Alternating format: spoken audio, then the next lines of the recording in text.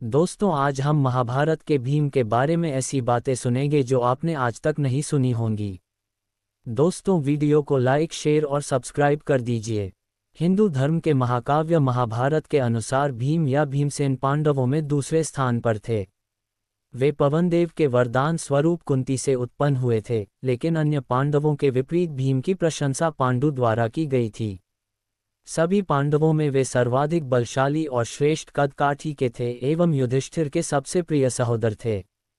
भीमसेन पौराणिक बल का गुणगान पूरे काव्य में किया गया है। जैसे सभी गदाधारियों में भीम के समान कोई नहीं है, और ऐसा भी कोई जो गज की सवारी करने में इतना योग्य हो, और बल में तो वे 10,000 हाथियों के समान है। युद्ध कला में पारंगत और सक्रिय, जिन्हें यदि क्रोध दिलाया जाए जो कई धृतराष्ट्रों को वे समाप्त कर सकते हैं। सदैव रोषरत और बलवान, युद्ध में तो स्वयं इंद्र भी उन्हें परास्त नहीं कर सकते। वनवास काल में इन्होंने अनेक राक्षसों का वध किया, जिसमें बकासुर एवं हिडिंब आदि प्रमुख हैं। एवं अज्ञातवास में विराट नरेश के साले कीचक का वध करके द्रौपदी की रक्षा की। ये गदा युद्ध में बहुत ही प्रवीण थे एवं द्रोणाचार्य और बलराम के शिष्य थे। युधिष्ठिर के राजसूय यज्ञ में राजाओं की कमी होने पर उन्होंने मगध के शासक जरासंध को परास्त करके 86 राजाओं को मुक्त कराया। द्रौपदी के चीरहरण का बदला लेने के लिए उन्होंने दुशासन की छाती फाड़कर उसका रक्तपान किया। भीमसेन काम्यक वन नामक आसुरी वन के राजा थे। महासुरी वन का पूर्व राजा हिडिंबसुर राक्षस था। महाभारत में जब पांडवों का वनवास चल रहा था, तब पांचों भाई और द्रौपदी जंगलों में भटक रहे थे। इस दौरान वे कैलाश पर्वत के जंगलों में पहुंच गए। उस समय यक्षों के राजा कुबेर का निवास भी कैलाश पर्वत पर ही था। कुबेर के नगर में एक सरोवर था जिसमें सुगंधित फूल थे। द्रौपदी को उन फूलों की महक आई तो उसने भीम से कहा कि उसे ये फूल चाहिए।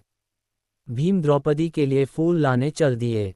रास्ते में भीम ने देखा एक वानर रास्ते पर पूंछ फैलाकर सो रहा है। किसी जीव को लांघकर आगे बढ़ जाना मर्यादा के विरुद्ध था, इसलिए भीम ने वानर से कहा, आप अपनी पूंछ हटा लो, मुझे यहाँ से जाना है। बंदर ने नहीं सुना। भीम को क्रोध आ गया। उसने कहा कि तुम जानते हो मैं महाबली भीम हूँ।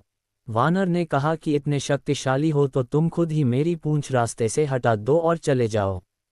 भीम पूंछ हटाने के लिए कोशिश करने लगा, लेकिन पूंछ टस से मज नहीं हुई। तब भीम ने हार मान ली। वह वानर से प्रार्थना करने लगा। तब वानर ने अपना असली रूप दिखाया। वे स्वयं पवनपुत्र हनुमान जी थे। उन्होंने भीम को समझाया कि तुम्हें कभी भी अपनी शक्ति पर इस तरह घमंड नहीं करना चाहिए। ताकत और विनम्रता ऐसे गुण हैं जो विपरीत स्वभाव के होते हैं, लेकिन अगर ये एक ही स्थान पर आ जाएं तो व्यक्ति महान हो जाता है। पांडु के 5 में से दूसरे पुत्र का नाम भीम था, जिन्हें भीमसेन भी कहते थे। कहते हैं कि भीम में 10,000 हाथियों का बल था और वह गदा युद्ध में पारंगत था। एक बार उन्होंने अपनी भुजाओं से नर्मदा का प्रवाह रोक दिया था, लेकिन वे हनुमान जी की पूंछ को नहीं उठा पाए थे। भीम को पवन पुत्र भी कहा जाता है। भीम का पुत्र घटोत्कच तो भीम से भी कहीं ज्यादा शक्तिशाली था। घटोत्कच का पुत्र बर्बरिक को सबसे महान था। भीम ने अपने जीवन में कई शक्तिशाली लोगों का अकेले ही वध किया था। आओ जानते हैं उन 5 महारथियों को जिनको भीम ने मौत के घाट उतार दिया। ये भी जानिए दोस्तों। 1. जरासंध। भारत का सबसे शक्तिशाली सम्राट मगधराज जरासंध को मारना असंभव था। वह कंस का श्वसुर था। उसे वरदान था कि उसके कोई 2 टुकड़े भी कर दे तो वह फिर से जुड़ा जाता था। भीम जरासंध का अखाड़े में भयंकर मल्लयुद्ध हुआ। भीम ने उसके कई बार 2 टुकड़े कर दिए, लेकिन वह फिर से जुड़कर भीम से लड़ने लगता। भीम लगभग थक ही गया था। 14वें दिन श्री कृष्ण ने एक तिनके को बीच में से तोड़कर उसके दोनों भाग को विपरीत दिशा में फेंक दिया। भीम श्री कृष्ण का यह इशारा समझ गए और उन्होंने वही किया। उन्होंने जरासंध को 2 फाड़ कर उसके एक फाड़ को दूसरे फाड़ की ओर तथा दूसरे फाड़ को पहले फाड़ की दिशा में फेंक दिया। इस तरह जरासंध का अंत हो गया, क्योंकि विपरीत दिशा में फेंके जाने से दोनों टुकड़े जुड़ नहीं पाए। 2. हिडिंब का वध। एक राज 5 पांडव जंगल में सो रहे थे। जंगल में राक्षस हिडिंब का आतंक था। उसकी पुत्री हिडिंबा से उसने कहा कि मेरे लिए किसी मनुष्य का गोश्त लाओ। हिडिंबा जंगल में गई तो उसने भीम को देखा। भीम को देखकर वो मोहित हो गई और मन ही मन उससे विवाह करने का सोचने लगी। वह भेष बदलकर भीम के समक्ष प्रस्तुत हो गई और तभी वहां हिडिंबा धमका। उसने हिडिंबा से कहा कि क्या अकेले ही इस हष्ट-पुष्ट मानव को खाना चाहोगी क्या? हिडिंब ने भीम पर हमला कर दिया। हिडिंबा ने इस हमले में भीम का साथ दिया। फिर भीम और हिडिंब में भयानक युद्ध हुआ। अंत में हिडिंब मारा गया। फिर हिडिंबा के बहुत निवेदन करने के बाद कुंती ने उसका विवाह भीम से कर दिया। 3. कीचक का वध। भीम ने मत्स्य वंश के राजा कीचक का वध किया क्योंकि उसने द्रौपदी के साथ दुर्व्यवहार किया था। अज्ञातवास के दौरान पांचों पांडव मत्स्य नरेश विराट की राजधानी में कंक, बल्लव, रिहन्नला, तंतिपाल तथा ग्रांथिक और सैरंध्री मान से निवास करते थे। वहां राजा विराट का साला कीचक अपनी बहन सुदेशना से भेंट करने आया। जब उसकी दृष्टि सैरंध्री द्रौपदी पर पड़ी तो वह काम पीड़ित हो उठा तथा सैरंध्री से एकांत में मिलने के अवसर की ताक में रहने लगा। ये बात द्रौपदी ने भीम बल्लव को बताई तो भीमसेन बोले, तुम उस दुष्ट कीचक को अर्धरात्रि में नृत्यशाला में मिलने का संदेश दे दो। नृत्यशाला में तुम्हारे स्थान पर मैं जाकर उसका वध कर दूंगा। भीम ने ऐसा ही किया।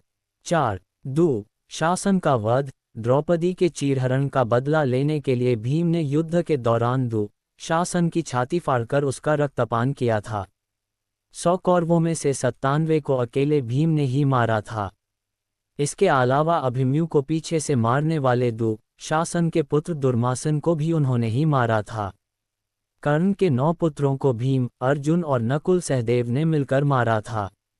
भीम का कलिंगों और निषादों से भी युद्ध हुआ तथा भीम द्वारा सहस्रों कलिंग और निषाद मार गिराए गए थे।